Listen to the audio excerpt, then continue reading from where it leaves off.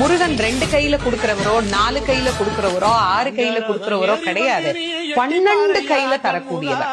கேட்டவருக்கு கேட்ட வரங்களை அல்ல, நினைத்தவருக்கு நினைத்த வரத்தை விட அதீதமான நலன்களை வாரி வாரி வழங்கக்கூடியவர். அவர் 12 கையில கொடுப்பார், வாங்குறதுக்கு நமக்கு தான் 2 கை பத்தாது. அப்பேற்பட்ட வள்ளலாக விளங்கக்கூடியவர் முருகப்பெருமான். அவர் வள்ளல்னா பக்கத்துல இருக்கிற அம்மா சும்மா கிடையாது, அவள் வள்ளி. இவர் 1 கொடுத்தா அந்த அம்மா 2 கொடுங்கன்னு வாழலாம். அப்படி கணவனும் மனைவியும் போட்டி போட்டுக்கிட்டு நமக்கு கொடுக்க தயாரா இருக்கிறாங்க. வாங்குவதற்கு நாம் என்ன செய்ய வேண்டும்? அவரை நினைக்கணும். எப்படி நினைக்கணும்? அரை நிமிஷமாவது நினைக்கணும்.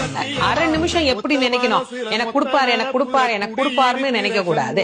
முருகப்பெருமானை உள்ளம் உருகி, அந்த உள்ளம் உருகுகிற போதே நமக்கு அப்படியே கண்களில் இருந்து ஆனந்த கண்ணீர் அப்படியே பெருகும். அந்த கண்ணீர்